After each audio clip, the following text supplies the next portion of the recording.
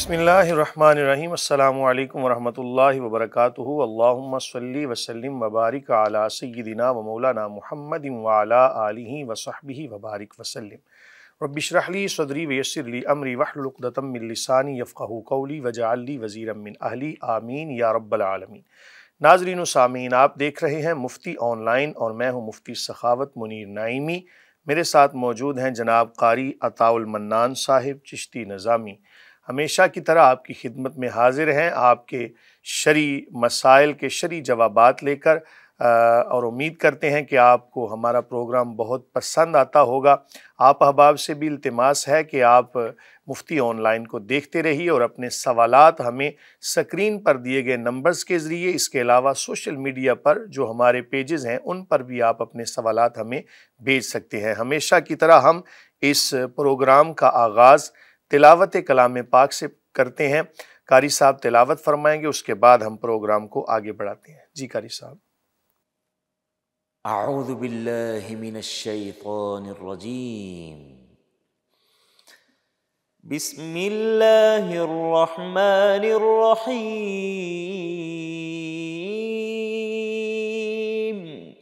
سبح اسم ربک الاعلی الذی خلق فسوى والذی قدر فہدى والذی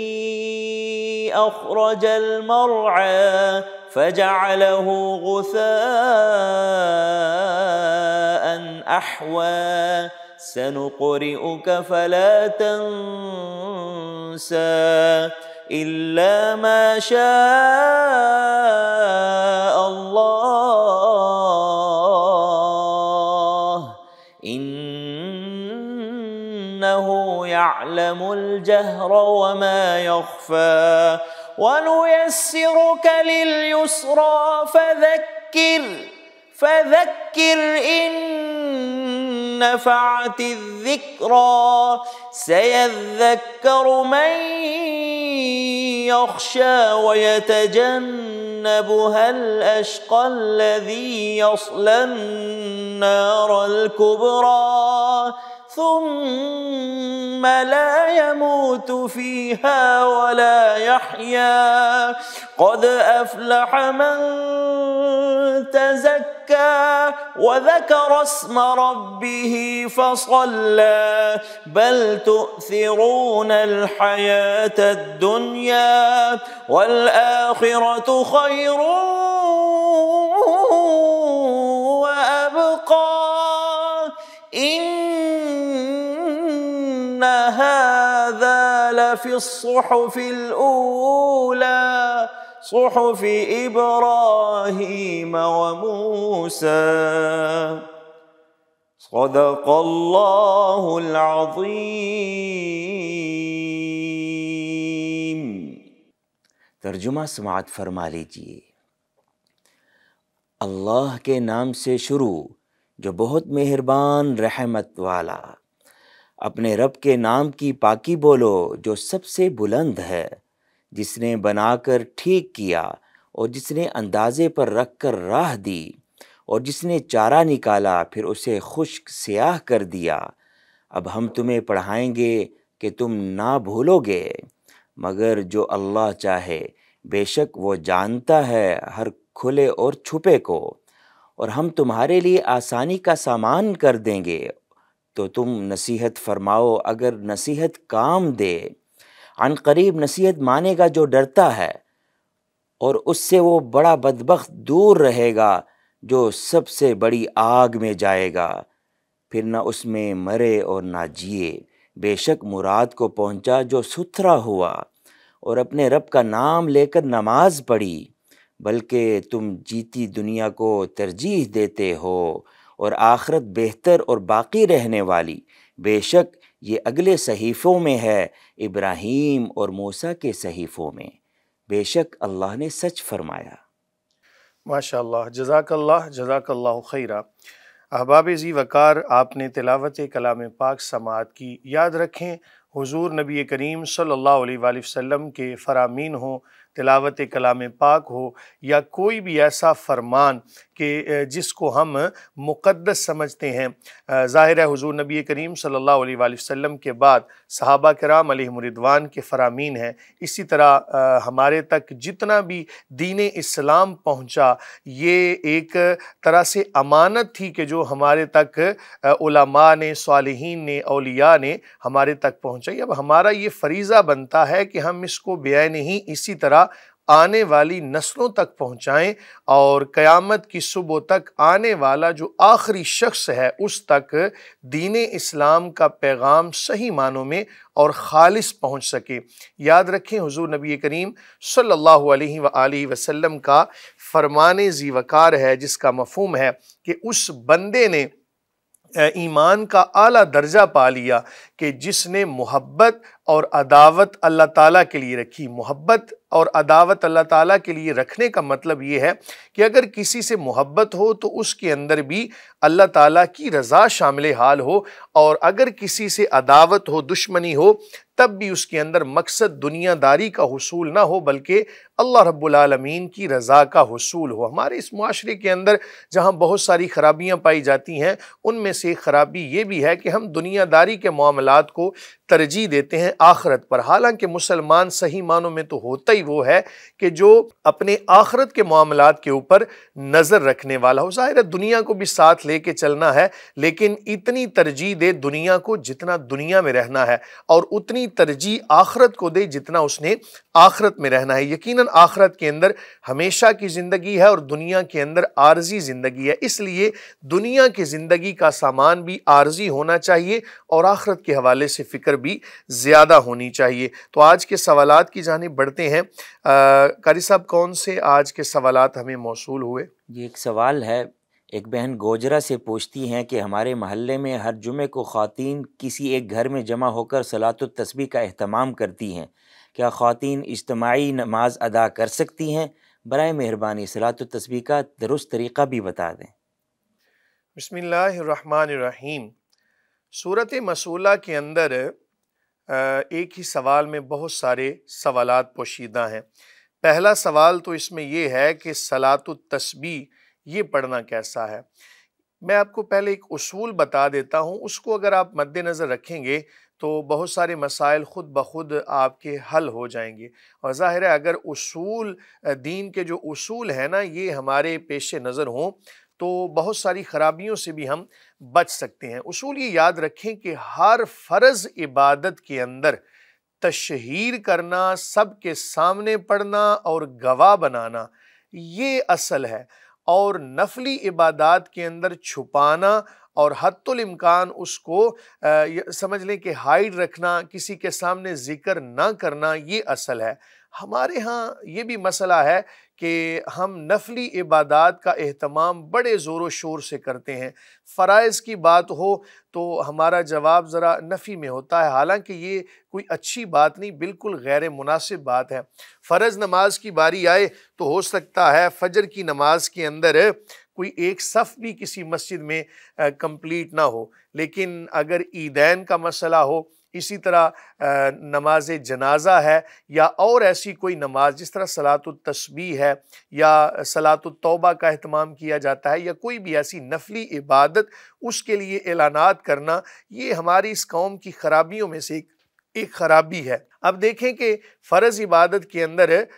کم لوگ حاضر ہو رہے ہیں، تو یاد رکھیں کہ فرض عبادت کے اندر چاہے ریاکاری کا بھی شبہ ہو رہا ہو تب بھی ہمیں حاضر ہونا لازم ہے، لیکن نفلی عبادت کو چھپانا اصل ہے۔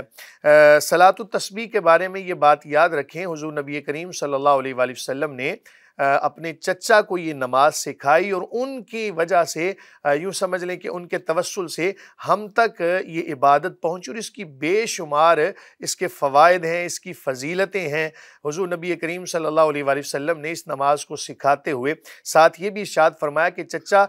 ہو سکے تو اس کو ہر دن میں ادا کرنا، اگر ہر دن ادا نہیں کر سکتے تو کم از کم ہفتے میں ایک بار ادا کرنا، ہفتے میں بھی ادا نہیں کر سکتے تو مہینے میں ایک بار، نہیں تو کم از کم زندگی میں ایک بار اس کو ضرور ادا کر لینا، اور اس کا فائدہ کیا ہوگا؟ تمہارے چھپے ظاہری پوشیدہ ہر قسم کے گناہوں کو اللہ تعالیٰ معاف فرما دے گا، تمہاری پریشانیاں دور ہو جائیں گی۔ ظاہر ہے صحابہ کرام علیہم رضوان تو تقویٰ کے اعلیٰ مقام پہ ہیں، انہیں تو ایسی پریشانیاں جو ہم پریشانیاں لے کر بیٹھے ہوتے ہیں ان کو وہ محسوس نہیں کرتے۔ یہ تو ہمارے لیے ایک آسانی ہو گئی، اور اس نماز کا اہتمام ضرور کرنا چاہیے، تاہم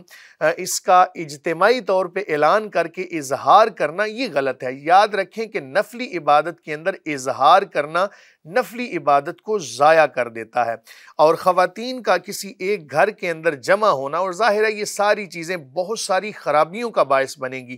کہ اگر خواتین ایک جگہ پر جمع ہوتی ہیں تو اس کے لیے ظاہر ہے کہ وہ جناب تیاری کا اہتمام کریں گی، اور پھر ایک دوسرے کے بارے میں غیبتیں اور اس طرح کی باتیں کرنا یہ عام بات ہے جہاں پر خواتین جمع ہوں۔ اور پھر اگر کسی ایک گھر کے اندر جمع ہوتی ہیں، رستے میں آنے جانے کے حوالے سے بہت سارے مسائل پیدا ہوں گے، کوئی پردے کا اہتمام نہیں ہوگا، اس لیے بہتر یہ ہے کہ صلاۃ التسبیح یا کوئی بھی نفلی عبادت اس کو انفرادی طور پر علیحدہ علیحدہ پڑھنا یہی اصل ہے۔ تاہم اگر مقصد یہ ہو، یہ میں ایک شک بھی بتا دیتا ہوں، مقصد یہ ہو کسی خاتون کا کہ خواتین کو جمع کر کے کوئی دین اسلام کی باتیں ان کو بتا دوں اور پردے کا اہتمام بھی ہو، شریعت کی حدود و قیود کا بھی لحاظ رکھا جائے، تو کسی ایک گھر کے اندر جمع ہو کر تو خواتین کا یہ نماز پڑھنا بعض علماء نے اس کو جائز قرار دی، اور اس کی علت بھی بتا دی، وجہ بھی بتا دی کہ دین اسلام کے مسائل سکھانا مقصود ہو، مقصد صلاۃ التسبیح ادا کرنا نہیں۔ چونکہ ہمارے ہاں ایک رواج ہے کہ خواتین صلاۃ التسبیح کے لیے تو جمع ہو جاتی ہیں، درس قرآن یا دین اسلام سیکھنے کے لیے جمع نہیں ہوتی، اس لیے اگر یہ ہیلا کر لیا جائے تو بعض علماء نے اس کو جائز قرار دیا ہے۔ یہ بھی مسئلہ آپ کے پیش نظر ہونا چاہیے کہ خواتین کا جماعت کروانا یہ مکروہ ہے، اور ظاہر ہے مکروہ کی وجہ بھی بتا دی کہ ان کی امام اگر سامنے کھڑی ہوگی تو جائز نہیں، اور اگر صف کے درمیان کھڑی ہوگی تو یہ صف کے درمیان امام کا کھڑا ہونا شرعاً مکروہ ہے، اس لیے اس سے اجتناب بہرحال بہتر ہے۔ پھر رہی بات جو آپ نے پوچھا کہ صلاۃ التسبیح کا درست طریقہ کیا ہے، یاد رکھیں کہ 4 رکعت نماز آپ نے ادا کرنی ہے، اور کرنی انفرادی طور پر ہے، علیحدہ علیحدہ، کسی کو بتانا نہیں تاکہ عبادت ضائع نہ ہو۔ 4 رکعت کی آپ نے نیت کرنی ہے، ہر رکعت کے اندر آپ نے 75 مرتبہ یعنی 75 مرتبہ آپ نے سبحان اللہ والحمد للہ ولا الہ الا اللہ واللہ اکبر یہ مکمل کرنا ہے۔ اس کی ترتیب یہ ہوگی، آپ نے پہلی رکعت میں اللہ اکبر کہا اور ثنا پڑھی، ثنا پڑھنے کے بعد آپ نے 15 مرتبہ یہ کلمات پڑھنے ہیں، سبحان اللہ والحمد للہ ولا الہ الا اللہ واللہ اکبر۔ اس کے بعد آپ نے سورہ فاتحہ پڑھنی ہے، سورت ملانی ہے، اور پھر آپ نے 10 مرتبہ انہی کلمات کو دہرانا ہے۔ اسی طرح آپ نے جب رکوع کرنا ہے تو رکوع کی حالت میں 10 مرتبہ، پھر آپ نے ظاہرہ رکوع سے سیدھا کھڑے ہونا ہے، اسی طرح تسبیحات کو پڑھنا ہے، اور بعد میں آپ نے جناب 10 مرتبہ ہر رکن کے اندر اس کو ادا کرنا ہے۔ پھر آپ نے سجدہ کرنا ہے تو سجدے کی حالت میں تسبیحات پڑھنے کے بعد 10 مرتبہ، پھر آپ نے جلسہ کرنا ہے، جلسہ سے مراد 2 سجدوں کے درمیان بیٹھنا، تو وہاں پر بھی آپ نے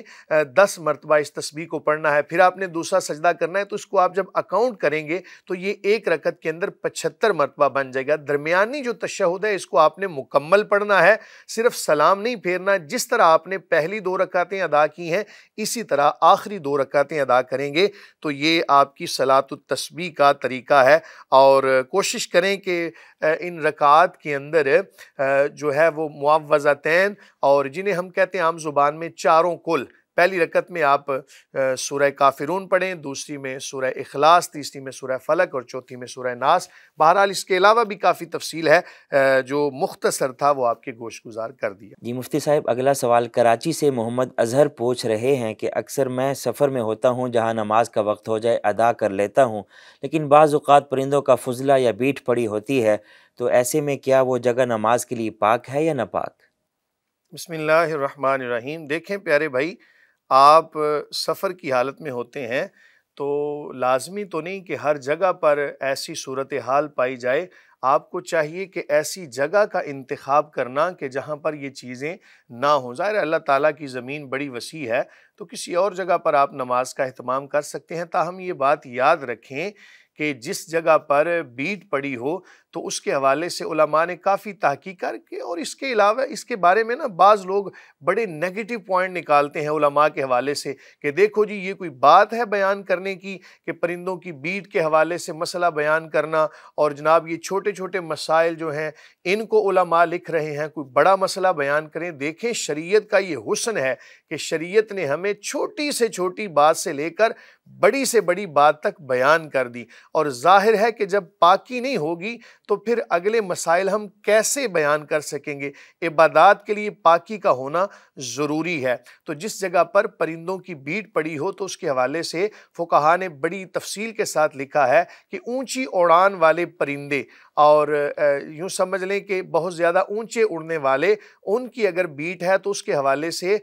اس کو نجاست خفیفہ کہا گیا ہے، اور جو زمین پر یوں سمجھ لیں کہ چلتے بھی ہیں اور تھوڑا سا اڑنے والے ہیں، اور ایک یہ بھی اس کی نشانی بتا دی کہ جس کی بیٹ پھیل جائے تو اس کے حوالے سے نجاست غلیظہ کا حکم، اور جس کی بیٹ پھیلے نہ اس کے بارے میں نجاست خفیفہ کا حکم ہے۔ تو اگر کسی جگہ پر ایسی چیز ہو تو آپ جائے نماز بچھا لیں، ظاہر ہے جائے نماز جب ہوگی تو پھر آپ کو کسی قسم کا کوئی مسئلہ درپیش نہیں ہوگا۔ کبوتر کے حوالے سے اور چڑیا کے حوالے سے یہ چیز آتی ہے کہ اگر اس کی بیٹ کس جگہ پر پڑی ہو تو وہ پاکی کے حکم میں ہے، چونکہ آپ دیکھتے ہیں مدینہ شریف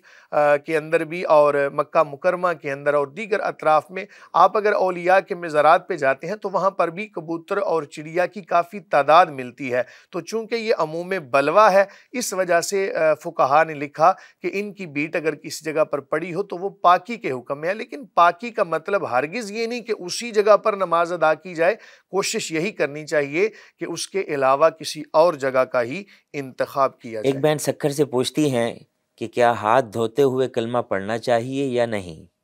بسم اللہ الرحمن الرحیم۔ سورۃ مسولہ کے اندر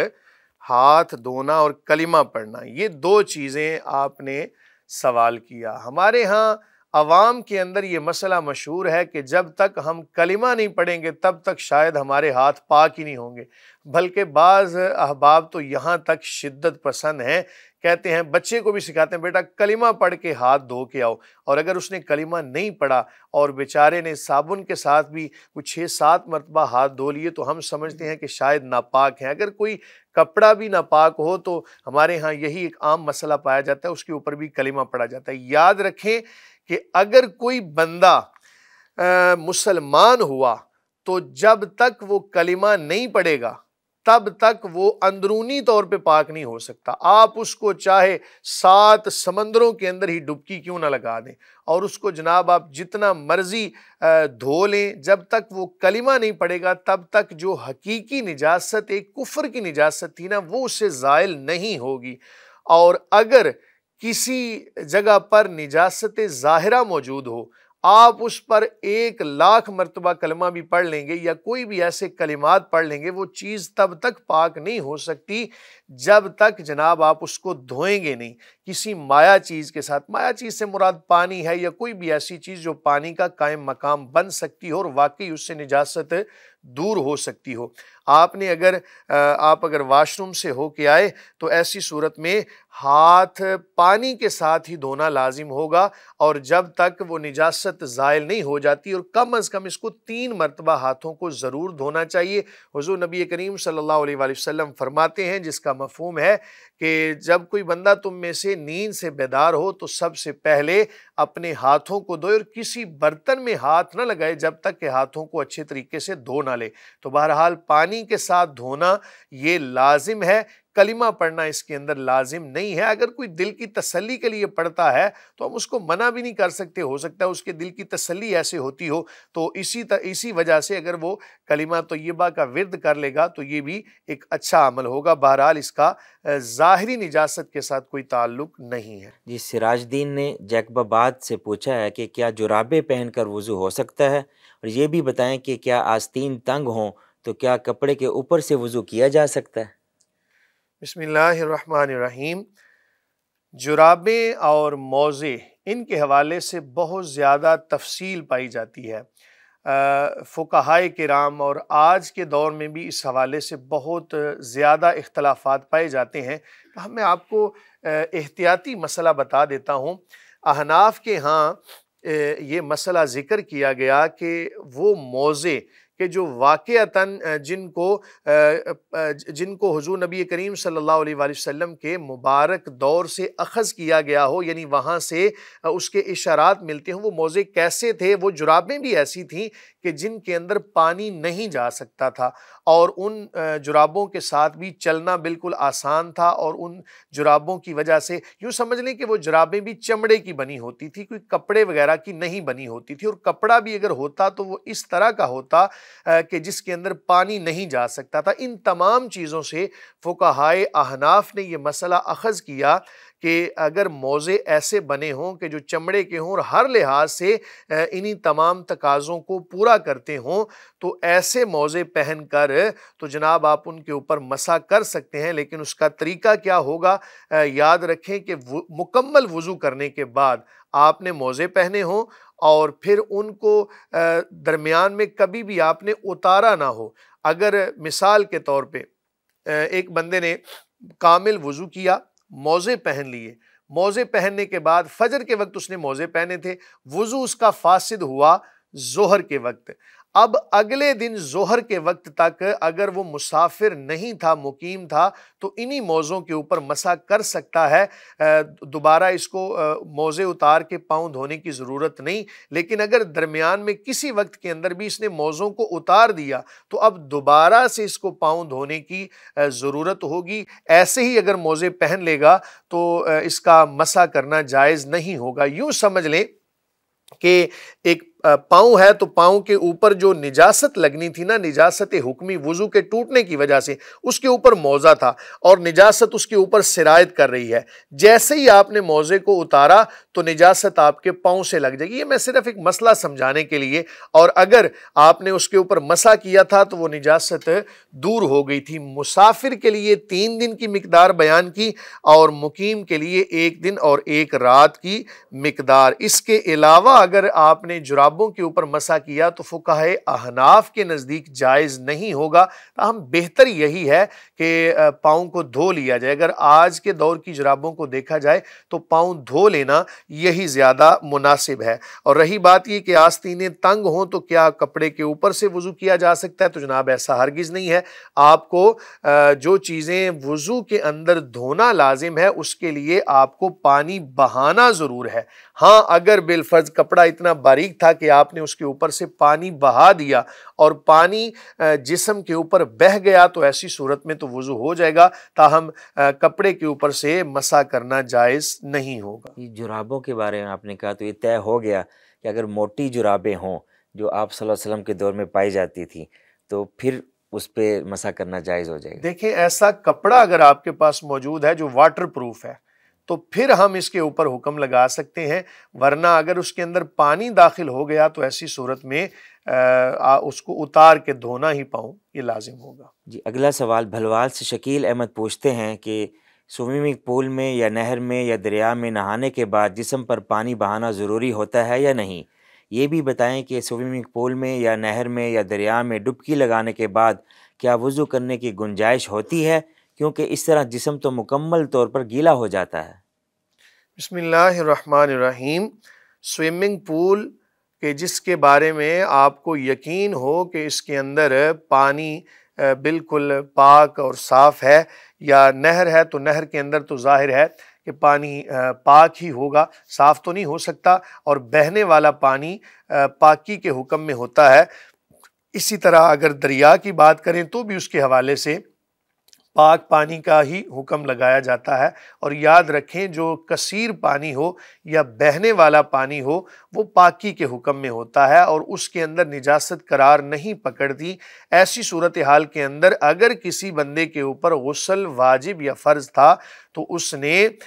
نہر کے اندر، سوئمنگ پول کے اندر یا دریا کے اندر یا کسی بھی ایسے پانی کے اندر کہ جس کو کثیر پانی حکماً کہا جاتا ہے، اس کے اندر اگر اپنے پورے جسم کو ڈبو لیا تو وہ پاک ہو جائے گا۔ اب اس کو دوبارہ سے غسل کرنے کی ضرورت نہیں ہے، وہ پاکی کے حکم میں ہوگا، اور جب وہ پاک ہے تو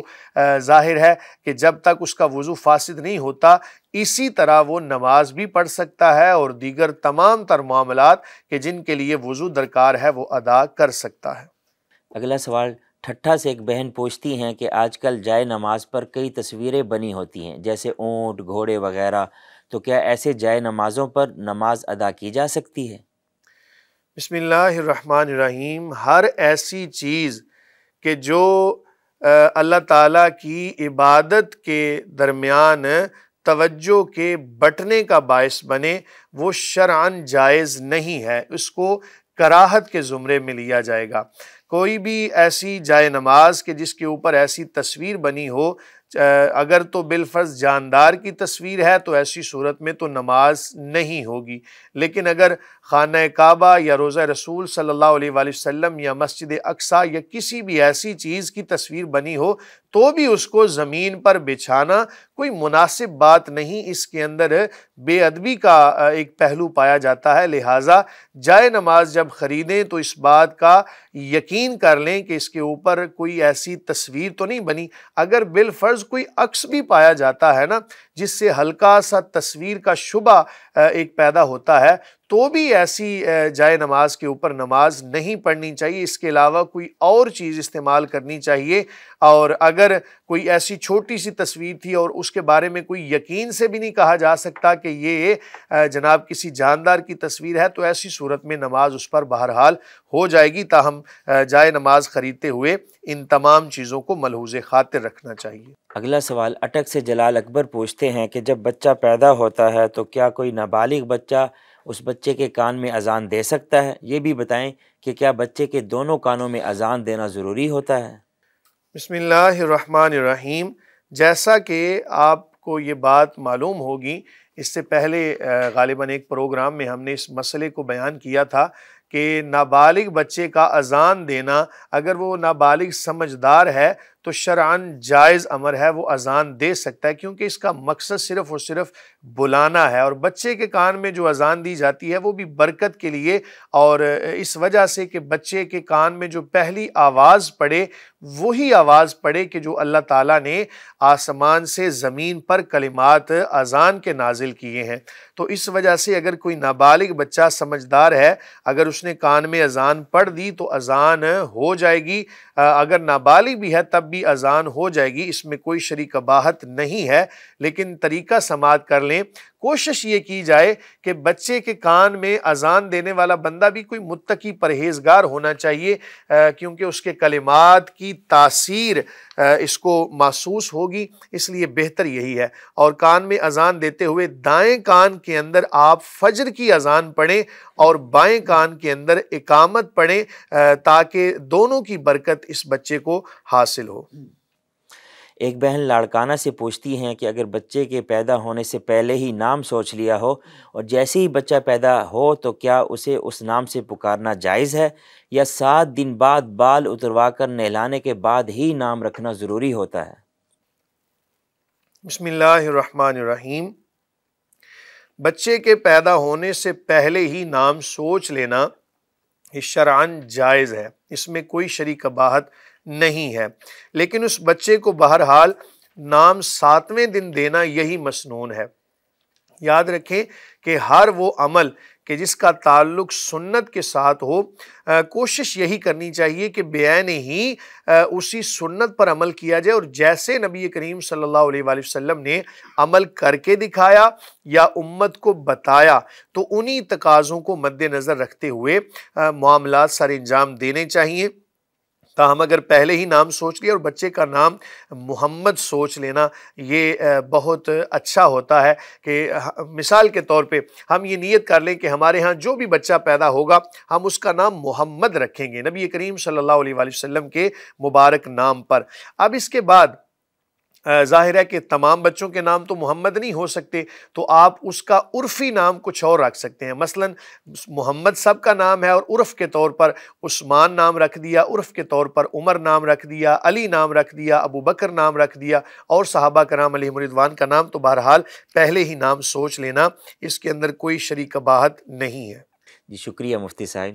آپ سب احباب کا بھی بہت شکریہ جو اپنے سوالات ہمیں بھیج رہے ہیں، امید ہے کہ مفتی صاحب کی قرآن و سنت کی روشنی میں دیے گئے جوابات سے آپ کو خوب رہنمائی ملی ہوگی۔ آپ سب دیکھنے والوں سے گزارش ہے کہ اگر آپ کسی بھی دینی اور شرعی معاملات میں رہنمائی چاہتے ہیں تو مفتی آن لائن میں اپنے سوالات سکرین پر دیے گئے نمبر پر بھیجیں، اور آپ ہمارے سوشل میڈیا کے ذریعے بھی ہم سے رابطہ کر سکتے ہیں۔ اگر آج کی ویڈیو آپ کو پسند آئی ہو تو ہمارے اس چینل کو سبسکرائب کریں اور زیادہ سے زیادہ لائک اور شیئر کریں۔ بہت شکریہ۔